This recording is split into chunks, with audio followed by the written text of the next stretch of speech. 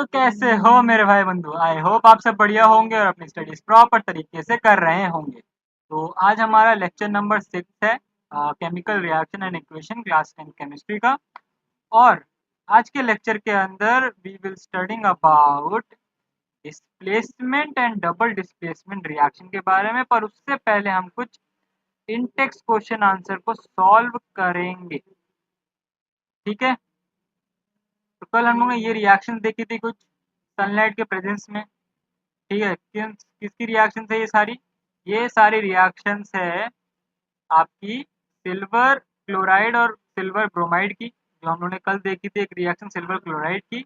तो यहाँ पर बेसिकली ये जो जो भी रिएक्शंस है ये सारी हैं सिल्वर और हेलोजेंस, ठीक है? हेलोजेंस मतलब आपके पास फ्लोरीन, क्लोरीन, ब्रोमीन, आयोडीन के जो कंपाउंड्स को वो हम लोग हेलोजन कंपाउंड बोलते हैं। तो उसके साथ जो सिल्वर की रिएक्शंस है जो सनलाइट के प्रेजेंस में हो रही है, जो कि एक डिकम्पोजिशन रिएक्शन है, कल हम उसी के बारे में बात कर रहे थे, ठीक है? तो ये जो अब रिएक्शन जो अभी हम देख रहे हैं सिल्वर ब्रोमाइड की, ये रिएक्शन होती है आपकी ब्लैक एंड वाइट फोटोग्राफी के अंदर। जो भी आप फोटोग्राफी देखते हो ब्लैक एंड वाइट और पेपर में, ठीक है, ब्लैक एंड वाइट फोटोग्राफी जो होती है वहां पर ये सिल्वर ब्रोमाइड वाला रिएक्शन टेक प्लेस करता है, ठीक है? अब कौन सी एनर्जी का फॉर्म डिकम्पोजिशन को कॉज करता है? डिकम्पोजिशन रिएक्शन होने के दौरान कौन सी एनर्जी फॉर्म होती है? अब यहाँ पे इसका आंसर लिखा हुआ है, we have seen that decomposition reaction require energy either in the form of heat or light or electricity or for breaking down the reactant. This type of reaction is called endothermic reaction. तो ऐसे reactions जिसके अंदर हमें heat या फिर कोई भी form की एनर्जी हमें देनी पड़े, ठीक है, तो उसको हम एंडोथर्मिक रिएक्शन बोलते हैं। कल हम लोगों ने देखा था कि एक्सोथर्मिक रिएक्शन जिसके अंदर एनर्जी रिलीज होती है, जैसे कि जब हम लोग का ग्लूकोज ऑक्सीजन के साथ मिक्स होता है और प्रोडक्ट बनाता है, ठीक है, और ग्लूकोज को ब्रेक करता है तो उसमें एनर्जी रिलीज होती है। तो वैसा रिएक्शन, उस रिएक्शन को हम एक्सोथर्मिक रिएक्शन बोलते हैं। और एंडोथर्मिक रिएक्शन जब हम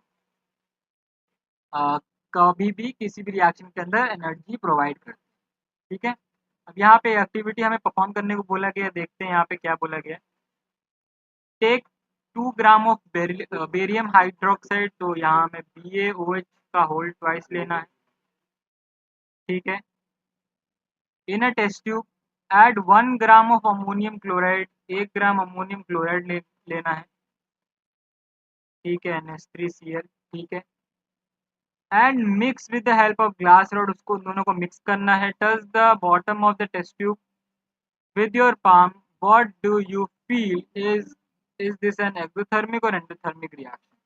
तो ये आप अपने केमिस्ट्री लैब में जाके कर सकते हो अपने टीचर से कहकर, ठीक है? अगर आप अच्छे स्कूल में जाते हो, वहाँ पे 10th क्लास में अगर लेके जाया जाता है आपको केमिस्ट्री लैब, तो आप जाकर वहाँ पे अपने पर्टिकुलर साइंस टीचर से बोल सकते हो कि सर आप ये वाला एक्सपेरिमेंट कराइए और हम लोग देखना चाहते हैं कि क्या रिएक्शन ये एक्सोथर्मिक है या फिर endothermic, ठीक है? चलिए अब बात करते हैं कुछ इंटेक्स्ट क्वेश्चन आंसर्स की। यहाँ पे देखते हैं, a solution substance x is used for white washing, name the x. तो यहाँ पर ऐसा सब्सटेंस जो हम लोग वाइट वॉशिंग के लिए यूज करते हैं, तो इसका फॉर्मूला हो जाएगा NaHCO3, ठीक है? और right the reaction of substance x named above with the water, तो इसका वाटर के साथ हमें रिएक्शन कराना है। तो हमें क्या मिल जाएगा यहाँ पर? यहाँ पे हमें मिल सकता है क्या?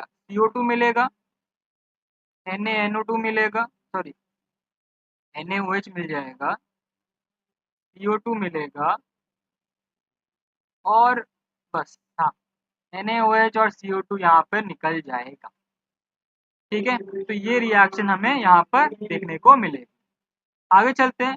Why is the amount of gas collected in one of the test tubes in activity 1.7 double of amount collected in another?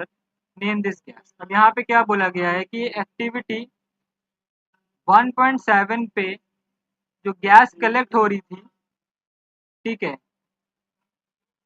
अच्छा सॉरी सॉरी, यहाँ पे क्या बोला गया है कि why is the amount of gas collected in one of the test tube in activity 1.7 double of the amount collected in another. Okay okay, तो यहाँ पे पूछा गया है क्यों ऐसा हो रहा है। तो इसके अंदर जो गैस आपको दिख रही है, एक टेस्ट ट्यूब के अंदर कम गैस है और दूसरे के अंदर उसकी डबल गैस है। तो ऐसा क्यों हो रहा है हमें ये बताना, और गैस के बारे में मैंने बता दिया था, ये आपका हाइड्रोजन गैस है, ठीक है। अब ऐसा क्यों हो रहा है इसके बारे में हम यहाँ पे है ना, कि इस वाले गैस के अंदर आपके पास क्या है, यहाँ पर थोड़ी सी वैक्यूम है, ऑक्सीजन है और इसके अंदर प्योर क्या है, हाइड्रोजन गैस मिल रही है, ठीक है। इसके अंदर थोड़ी सी ऑक्सीजन मौजूद है जो कि रिएक्शन को फास्ट करने में मदद कर रहा है। जितना ज़्यादा रिएक्शन ऑक्सीजन के प्रेजेंस में होगा उतनी ज़्यादा रिएक्टिविटी बढ़ेगी, जिसके कारण गैस जो फॉर्म हो रहा है इसके अंदर वो ज़्यादा तेज़ी से बन रहा है, ठीक है। तो यहाँ पर आप ये आंसर दे सकते, ठीक है। अब बात करते हैं डिस्प्लेसमेंट रिएक्शन। तो यहाँ पर नाम ही से पता चल रहा है कि डिस्प्लेसमेंट रिएक्शन का मतलब क्या है। यहाँ पर हमें डिस्प्लेसमेंट देखने को मिलेगा, किसी भी एक एलिमेंट दूसरे एलिमेंट को यहाँ पे डिस्प्लेस कर रहा होगा रिएक्शन के अंदर। तो उससे पहले हम एक्टिविटी देखेंगे, क्योंकि ये चैप्टर के अंदर भर भर के एक्टिविटीज़ हैं। तो ज़्यादातर आपको सिर्फ रिएक्शंस को याद करना पड़ेगा। इसमें बेसिकली ज़्यादा क्वेश्चन जो पूछे जाते हैं वो रिएक्शन देकर उनकी नेम पूछ लेंगे कौन सी रिएक्शन है, और कुछ प्रोडक्ट या कुछ रिएक्टेंट मिसिंग कर देंगे, आपको उसको आइडेंटिफाई करना पड़ेगा, ठीक है। तो यहाँ पे एक्टिविटी हम पढ़ते हैं। तो इस एक्टिविटी के अंदर हमें क्या करना है कि 3 आयरन नेल लेना है, clean them with rubbing on the sand paper, उनको क्लीन करना चाहिए सैंड पेपर में रब कर कर। Take tube test tube, 2 test tube लेना है, mark as A and B. In each test tube take a 10 ml of copper sulphate, हमें copper sulphate का सॉल्यूशन लेना है, CuSO4, ठीक है। और यहाँ पर tie 2 iron nails with a thread and one and immerse them carefully in the copper sulphate. यहाँ पे कॉपर सल्फेट का सॉल्यूशन है, 2 आयरन नेल को हम लोग ने थ्रेड के थ्रू बांध दिया है टेस्ट ट्यूब के अंदर डालकर, और उनको 20 मिनट्स तक डिप करके रखना है, ठीक है।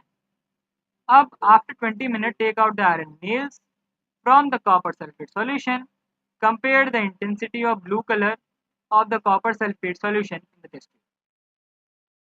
Also, compare the color of the iron nails dipped in the copper sulfate solution with the one kept aside. अब क्या करना है, जो हम लोग ने 3 नेल लिया था उसमें से 2 नेल हम लोग ने एक्सपेरिमेंट के लिए यूज किया और 1 नेल रखा है वैसे का वैसा ही। अब जैसे हम लोग 20 मिनट्स बाद इसको निकालेंगे तो यहाँ पर कॉपर सल्फेट का सॉल्यूशन डार्क ब्लू हो जाएगा, बिल्कुल ब्लू सॉल्यूशन था, यहाँ पे एकदम डार्क ब्लू सॉल्यूशन हो जाएगा। और आयरन नेल का जो सॉल्यूशन कलर होगा वो हम आगे देखेंगे, ठीक है। अब उस कलर्स को कंपेयर करना है कि वो रिएक्शन से पहले कितना कैसा कलर था और रिएक्शन के बाद कलर कैसा हो गया है। तो यही हमारा पूरा यहाँ पर रिएक्शन देखने वाले हैं। तो यहाँ पे आप देख सकते हैं कि जब हमारे पास कॉपर सल्फेट का सॉल्यूशन था तब ब्लू था, और जब हम लोग ने आयरन नेल इसके अंदर डाला तो कॉपर सल्फेट का सॉल्यूशन थोड़ा सा ब्लूइश जो था वो कलर थोड़ा सा कम हो गया, थोड़ा फेड कलर हो गया।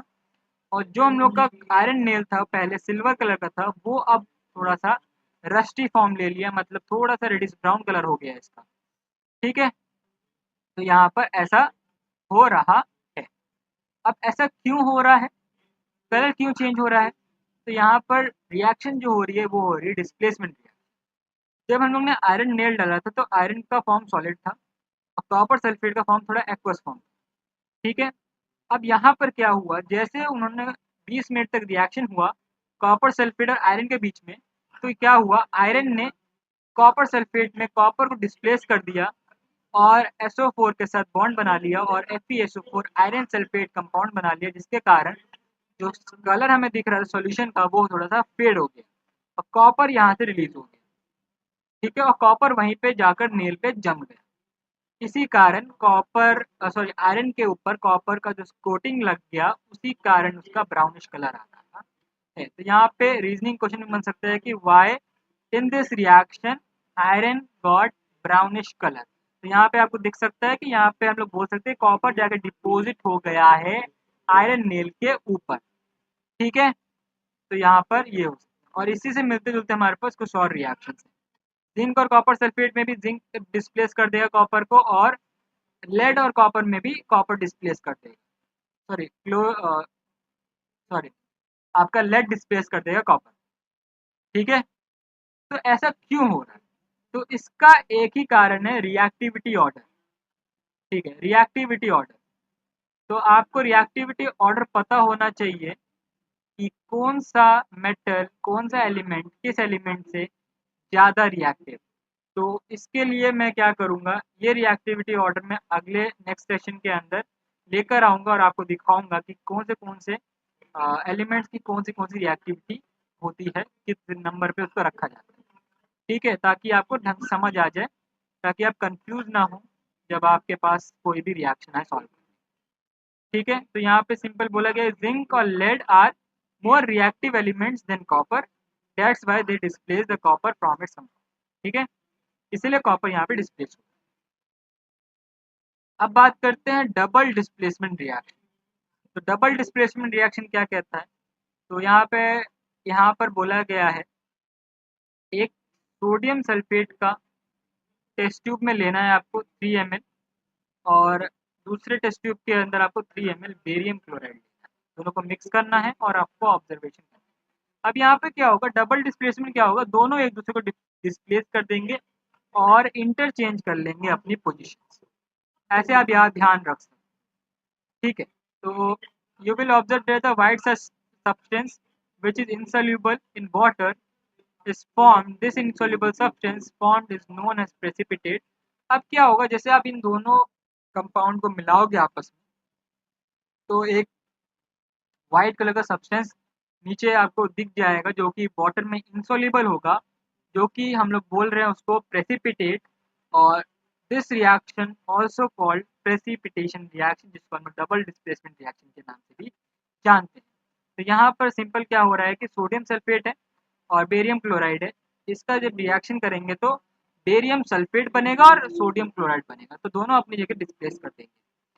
ऐसा क्यों हो रहा है? क्योंकि दोनों एक दूसरे से ज़्यादा रिएक्टिव हैं, दोनों एक दूसरे की जगह को डिस्प्लेस कर देंगे और उनकी जगह ले लेंगे। ठीक है, यहाँ पे रिएक्टिविटी एकदम दोनों की सेम है, इसीलिए दोनों एक दूसरे को डिस्प्लेस कर पा रहे हैं। तो that's it for today's lecture. अगर आपको आज का लेक्चर समझ आया है, पसंद आ रहा है हमारे लेक्चर्स, तो प्लीज़ चैनल को सब्सक्राइब कीजिए, वीडियो कर दीजिए लाइक और अपने दोस्तों तक कर दीजिए शेयर। और ऐसे ही और धमाकेदार लेक्चर्स आते रहेंगे, तो डू फॉलो अस। मिलते हैं आपको नेक्स्ट लेक्चर में, तब तक के लिए बाय।